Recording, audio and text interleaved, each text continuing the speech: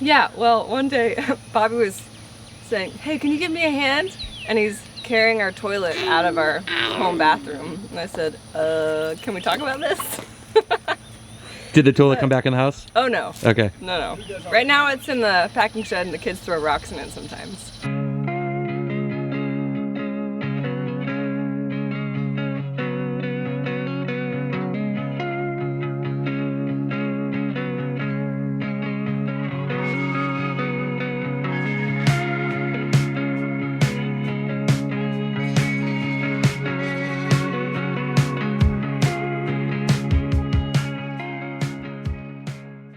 Hey there, got a super cool video for you today. I'm here with Bobby Tucker of Okfuskee Farm in Silk Hope, North Carolina, and it's kind of complicated, but Bobby's into a lot of regenerative practices, from Broad Acre Permaculture Design to market gardening to all sorts of cool stuff. And kind of a longer video today, but just want to showcase some of the cool stuff he's doing. And I'm going to be doing some more documenting with Bobby with some other projects, and I hope to share those with you guys soon. So let me get Bobby on here and he can tell you what he's up to. Hey, my name is Bobby Tucker. Thanks for joining today. I've been out here, I guess, going on 12 years. We sort of came from a permaculture background and stepped into, this is our 20-acre home farm. And that was sort of a learning curve. We sort of moved into vegetable production for a bit of that time, raising pigs. And, you know, at some point met my wife and close to burnout, and checked back into sort of what our values were on the land and what we were doing, and sort of rediscovered what others were doing in sort of broad acre permaculture out there. And we've since then have put a lot more effort into our grazing systems. We manage other properties in the neighborhood where most of our sheep are kept, and really kind of understanding the power of rest and rotation, moving more into the agroforestry practices, more native cropping systems. You know, we're sort of still doing vegetables at kind of a homestead scale, and making sure that we're raising our kids, you know, in a modeling a high quality of life for all of us. So yeah, you'll see a little bit of what we're doing here, and maybe some videos later of what we're doing elsewhere. So Bob, you got some pretty incredible blueberries here. This is a cool system you guys put together here. Can you tell me about it? Yeah, this is a blueberry system that came about because of a failed septic system. That was, when we got here, a few years later we started noticing things backing up, and it actually, the main line went under the neighbor's driveway. So somebody had messed up on the permitting side when that other house got built. So we had we're lucky enough to get a perkable area here in the front yard using what we call like a shallow cover system. So there's only maybe 6 inches of soil above the drainage trench. So use that as an opportunity to go ahead and put in a passive irrigation or fertigation perennial system. You know, you'd have to be worried about woody crops or deep-rooted shrubs and trees punching down into your drain lines, but blueberries are very shallow rooted. And we also offset that by the main drain lines are in between the blueberry systems, and so all we do is, you know, mow it, and we use a walk behind bagger, so it takes a little bit more time than buying a ride-on, but it's, you know, it's cheaper, it's easier to maintain. But then we've got a lot of control over where we spot mulch. You can see that from, you know, last week. So that helps bring fertility, pulling, you know, the clover and the yarrow that's in the yardscape, moving it so you're both, you know, fertilizing the blueberries and suppressing weeds at the same time. We plant a lot of comfrey in there as well, as a, you know, dynamic accumulating plant. Got a lot of benefits, and we do a lot of chop and drop. So yeah, it's been, we don't do anything. This was the first year I pruned them just to kind of open things up a bit, get rid of some dead growth, and it's really paid off. We've had just an abundance of blueberries, and we let people come and pick. Yeah, this is a way that you can incorporate some of your production infrastructure, your greenhouse, with your home. And we built this on a slab. There is radiant floor tubing that is installed. We haven't really hooked that up and haven't needed it, but we use this as a dual purpose greenhouse for getting our starts, you know, going early in the spring, or doing any propagation over the winter. We can use it for drying and curing things like onions, sweet potatoes. We can, and then most importantly, we use it in the wintertime. We'll open this up. This connects to a insulated sunroom, or actually where our son's room is now, but we can pull air through the house during the day to help get free heat, but then close it off via an insulated wall during the summertime. In the past we've put shade cloth on it, but my wife doesn't like how that looks, so we just leave it like this. So Bobby, I know you have a background in market gardening, but this is a different sort of setup here. What's going on in this area? Yeah, this is more experimentation with shade. Like I mentioned earlier, you know, most of this 20 acres was open land to start with, and we've done a lot of tree planting to move things towards a 30 to 60% shaded canopy over time, where we can do annual crops, perennial crops, and animals underneath that, where there's a lot of benefit from that shade. And then in here, you know, we've invested in permanent raised beds using, you know, recycled Trex decking to just sort of cut our labor out of the vegetable production process as we've scaled back from market farming into other things. It's real quick to just turn these beds over without tons of manual labor. So we started out with 60% shade. It was 2 of these. This was all purchased, used from a greenhouse out of business. And the 60% shade, observing sort of what crops did well over the course of the year, and you know, off the top of my head, we're looking at, you know, what we've got planted now, green beans and summer squash, just really thrived. You know, these things, when you take the stress, the heat stress off these plants, they have less of a urge to move into reproduction and put a bunch of fruit out at once. So we can slow that down and extend the growing season or the harvest season over a longer period. And then you really, without the heat stress, they're much more resilient to the pest damage. And so, like I said earlier, the summer squash, wherever you saw any squash bugs, it was always on the outer edges of the shade tunnel. But yeah, it's been real successful. I mean, in doing season extension, you know, on the warm end of things, pushing beets, like we're pulling beets out of the bed now in you know, July. Hey, do you guys cover this with poly in the winter? No, and we could. Okay. We totally could, but we just Spinach is done pretty well. yeah, I mean, we'll plant carrots and spinach and stuff like that, stuff that's cold hardy. So it doesn't really sit fallow. Not okra. Not okra. Not okra. Yeah, okra, I mean, you're not going to expect it. And so now we're down to 30%, but even 30%, I wouldn't expect something like tomatoes to do well, but it would be an interesting experiment to just stake a few out in here. But a real easy system to grow in. I guess this is kind of a segue from the discussion with the blueberry septic field. You know, knowing that if that field ever failed, which conventional septic systems do over time, and a big way to increase the lifespan is to keep your toilet waste out of your septic tank. So, and we've looked at that, and we've transitioned over to a dry toilet bucket system in both our house and the cabin back there, which lets us, you know, forces us to generate a big amount of high quality compost. You know, basically we try to divert the urine as much as possible out, you know, in the yard, and we have improvements there. There's other ways you can do urine separating toilets, but for now everything goes into a bucket that sits in a real nice handcrafted you know, wooden toilet area with storage for sawdust and charcoal. We get charcoal from a friend's kiln. It's really good charcoal that we can then add into to cover the feces, that will help with odor control, but then it creates, you know, this environment for nurturing bacteria and feeding bacteria. So, you know, it gets added in here with, you know, a bunch of straw or wood chips that we've chipped, and you know, we'll sort of statically compost things. Like here's an active pile here that gets some food scraps, and like we had a bunch of onions stuff in there, which probably the biggest vector at the moment is just having a bunch of high nitrogen raw onions. We need to add to that.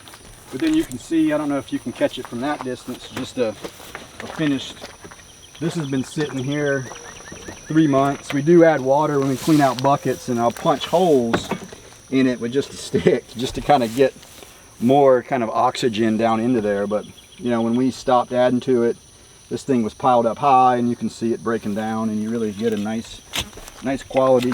There is I think a dead lamb in here, but you know, it smells good, and we'll let that be for about a year. And where's this getting applied to? Yeah, this goes out into our perennial systems. You know, if we go and get it tested and make sure it's safe, we would then probably make more compost extracts and spray stuff out. But right now we'll just go in the wintertime and just toss a shovel at a time around in our tree lines. It's kind of what we're doing with it at the moment. We weren't aware of occultation when we were no-tilling this back 10 years or so. So we wanted to reclaim this area for vegetable production instead of the wild kind of sunchoke asparagus system we had going. And we've been using this was the first year we did it, so we had 2 separate sheets. We cut it down. We had about 5 beds there, and I guess just 2 beds here with asparagus. So we used it to sort of try to see if it could rejuvenate the asparagus, since you're harvesting spears or harvesting everything above the ground for about 2 months in the spring. It's like, okay, there's really no harm in keeping it somewhat dormant. I guess we did have black side up, but you know, the asparagus would push the plastic up, and then we would just pull it back, weed whack it a few times. But it killed off the perennial. There's still enough of a root reserve where the asparagus still pushed through. So we pulled the plastic, maybe it was about 6 weeks or so on there, and put down straw, and then we just sort of planted winter squash in the asparagus lines. This one's doing pretty good. This is a newer asparagus. This one's older. I don't know if we'll keep that around. So we're sort of double cropping in that system, seeing how that works. And then, you know, we got sweet potatoes here and some corn. And you know, this was an experimenting year, but we've got other 100-foot beds on the other side of this little middle space where we've got fruit trees that we'll be doing more. You know, and you guys are getting more mulberries mixed into, oh, yeah, creating right. the cover that you're looking for? Yeah, we plant a lot of mulberries on this farm as sort of a dual purpose crop, and a lot of that is fodder for our sheep, but then, you know, a byproduct would be the fruit. And you know, it's all open pollinated at this point, but like the native pecans and persimmons and stuff that volunteers, we can come in later and graft onto these trees, you know, any selected cultivars, or find some that are, you know, as part of that mass selection breeding. So, oh, this is a really good, you know, specimen. Let's pull off that. But you're trying to incorporate more food closer to the house for you guys to be. Yeah, and the mulberries here is a way to sort of add some shade into this system. You know, again, that's kind of part of the big theme, is adding a little bit more shade for this growing region. I mean, it's a deciduous tree, so it's not going to mess with us on the cool end of the season. And then, you know, it's a lot easy. We will treat it kind of like a pollard, most likely, but we will be bringing a central stem up here, and then we can manage the top growth. We'll prune it out, so it's never going to get super big, but we can sort of fan it out, and we've got a lot of control over how much shade at any one point in time. It's a lot easier to take out a tree or to prune a tree if you need more light than it is to grow a tree when you need more shade.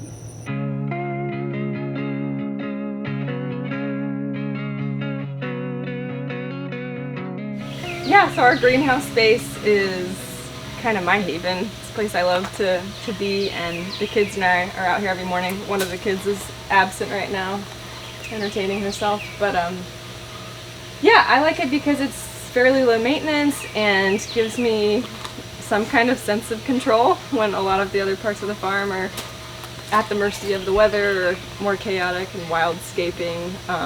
So yeah, I like to grow things that our family likes to eat. I put up a lot of food. The kids, he's eating a pepper right now I just picked, and bags for tomatoes when we're in here. So yeah, this feeds our family a lot of food, and then we can sell some to our community and to some markets. But when we do crop planning, I'm picking things I want to eat and that I can put up, so we have them all year. Yes. You were saying it's a nice place. You enjoy coming here in the winter time. Yeah, I mean, in the winter, you can be outside with the kids for a while, but on a nasty day, you can still get a bunch of outdoor time in the greenhouse, and kids are happy. We've got a picnic table here, so we can have little family picnics in the warmth. We grow year Great. round in here Yeah. without supplemental heat. Yeah. We went with this gutter connect system. Originally it was salvaged from a greenhouse company in Charlotte that went out of business, and so we can collect rainwater that we then can back up. All right, so we're in an area now sort of behind all the vegetable production, and there's quite a bit of acreage up here. Can you talk a little about what's going on here and what we're going to see further up? Yeah, I mean, at this point we're moving into a variation of different ages and patterns and techniques of agroforestry in general. The main sort of tool that we use to manage this is our sheep. Now, we've used a lot of pigs in the past to do things like dig ponds and eradicate certain invasive species, to even rough up dominant fescue pastures to get more diversity from some of the native grass seeds that we've planted along some of our waterways. Say 12 years ago, without knowing any better, we sort of planted a lot of single specimen trees, a diversity of things in this low orchard to kind of see, okay, what's going to do well in this sort of ecotype and landscape. And the downsides of that is then you have to protect each tree if you're going to be running animals through there, so that's kind of intensive, and it's inefficient if you do need to go in there and do any mowing to kind of mow around the trees. And so we've gone more to a sort of a keyline based alley cropping system that's way more efficient for planting and managing. You can run polywire down both sides of the tree line to protect the trees while they're young. And then you can use that line as a pattern how you would want to move water across the landscape. And with keyline design, the goal, we're trying to distribute water cost effectively from wet to dry, from valley to ridge.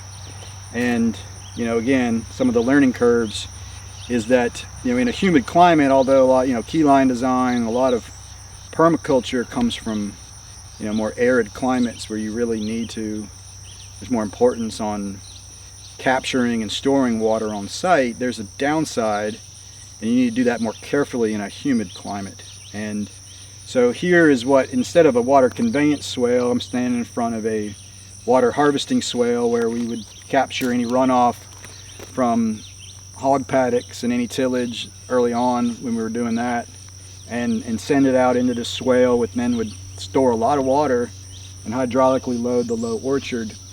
But doing that's a big change in the long-term hydrologic function of this landscape, and we've seen changes even down there where there was a spring where the wetland plants, the wetland conditions have expanded, which is good from an ecological or a ecosystem function side, but it may be a downside from a pure livestock productivity angle. So that's And so this was sort of a learning area for you to figure out species and that sort of stuff? Yeah, and so we're sitting here planting some pecans and persimmons in containers, and at the same time we're watching those same species naturally just regenerate with a little bit of rest. It's like, well, I don't need to be planting those. It's way healthier to let a tree grow from where it germinates long term, and then so we'll do that with because our grazing is designed around rest periods, and so there was more rest early on, and it allowed those tree species to come back, which then tells you, okay, what wants to grow here, so you can match other, say cash crop perennial crops with that kind of similar ecotype, and then just come in and graft onto those specimens later. So really tying into what's working here naturally.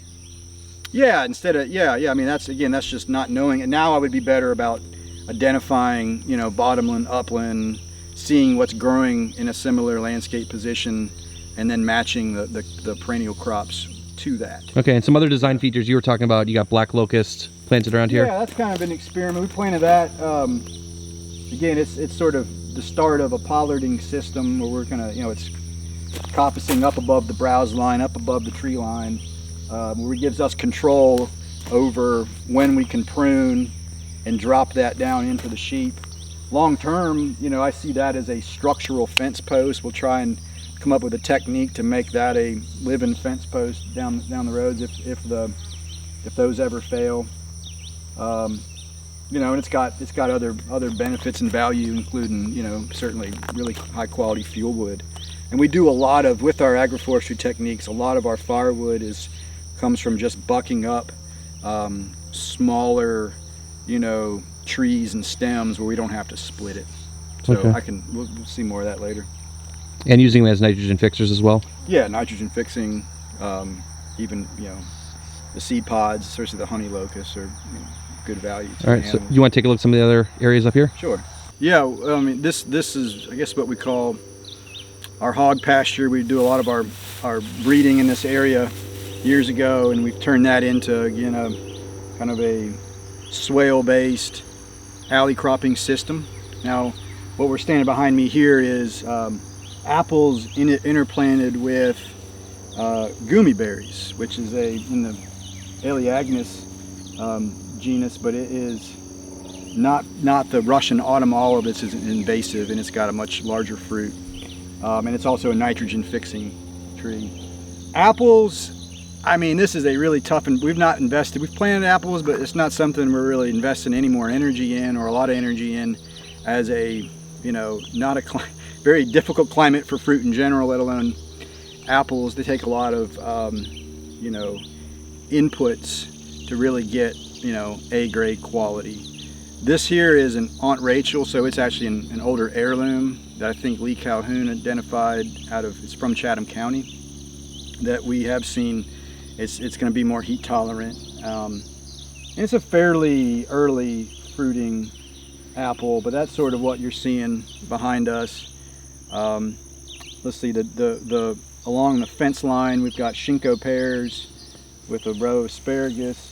The next line down is, you're looking at a lot of black locust figs and Chinese chestnuts, and all of these, it's hard to see, you know, we're not on super deep soils. I mean, the only like perkable land on our property for a, say, conventional septic system is at the back and the front, and so in between we sort of, if you want to have, you know, most perennial crops and fruit trees need well draining soils, and so you kind of overcome that, you know, some of the advantages of using a swale berm system.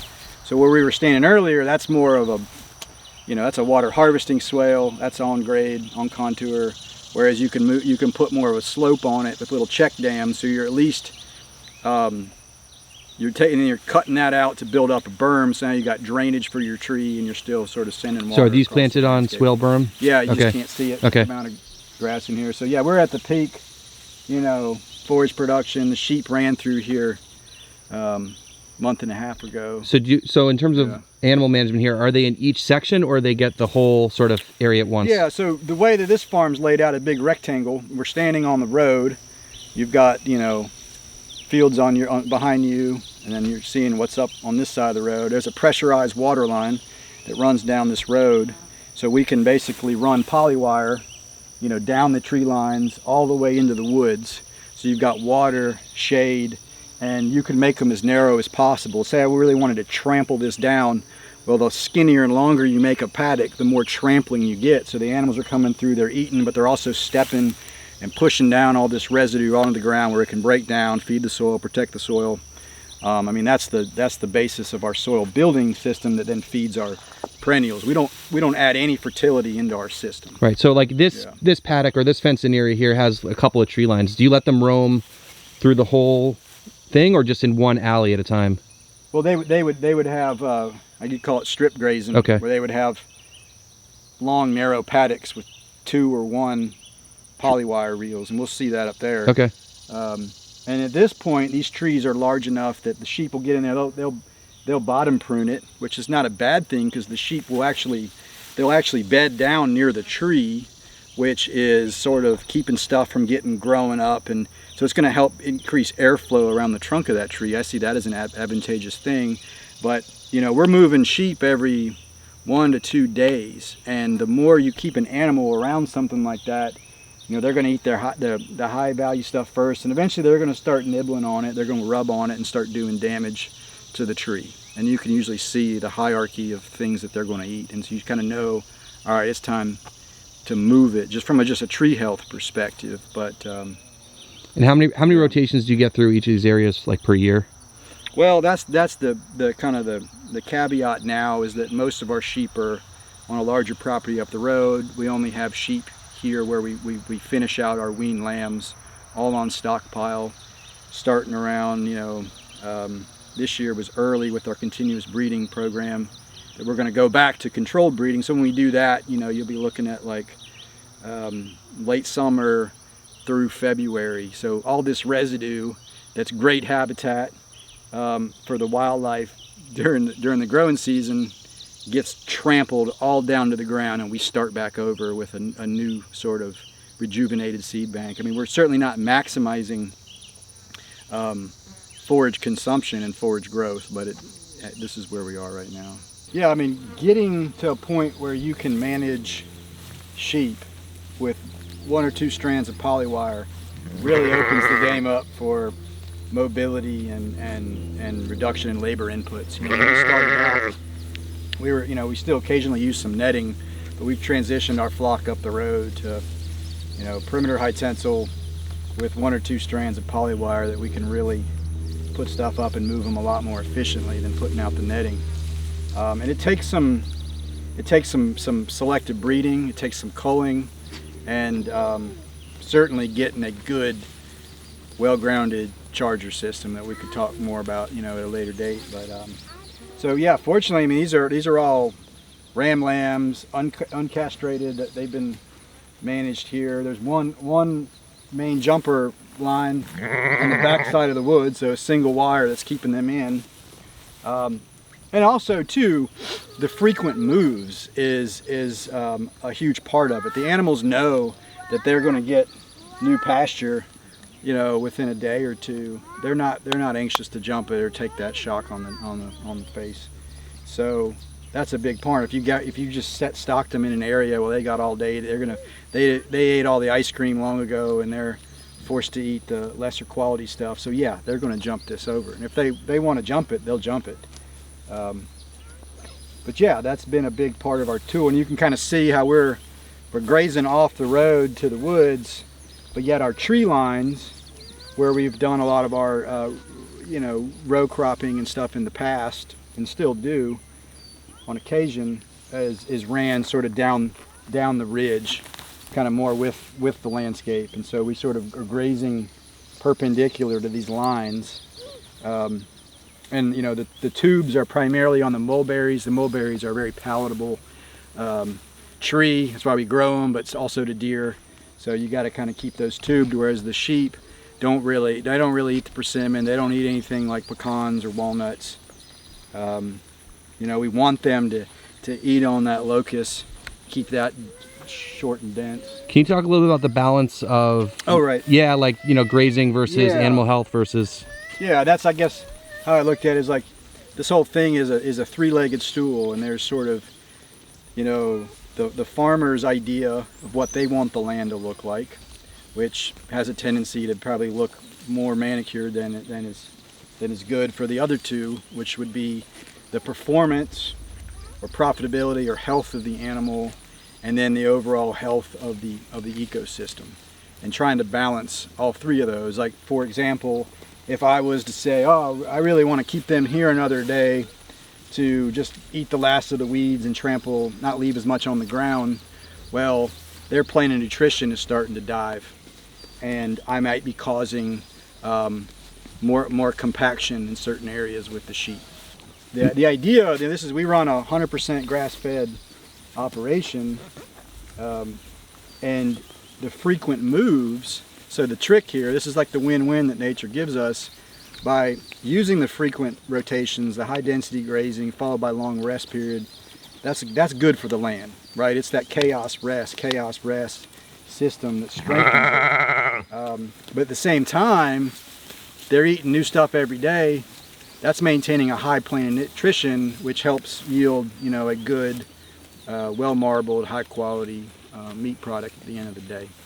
With, you know, again, we supplement with mineral. It's a humid climate; it needs it. We'd like to go to a bigger, free choice mineral system of different minerals, so then you could start to self-correct what's deficient in the soil. I mean, the animal is going to do a better job knowing what's deficient in the soil than a soil test, in my opinion. Then you can sort of like let them self-correct it over time.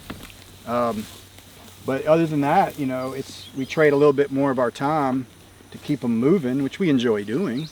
I'd rather do that than be, you know, weeding vegetables all day. So, you know, it's a win-win, and that's why sheep have been the most profitable for us among all the enterprises that we've done over the years, is because we basically cut out all of our input cost and then produce a high-quality product. At the end of the day, we can get a higher market sale. Well, this is a really cool feature on your property here. Can you talk a little about what's going on here? Yeah, this what we call, I mean, this is an off-grid sort of do-it-yourself farm stay, farm help sort of housing situation that we've been sort of working on for 8 years now. It's you know, at the other end of our farm, so it would have been not cost effective to run power or certainly any other dry utilities out this way, and it's powered off a 3.1 kilowatt solar system.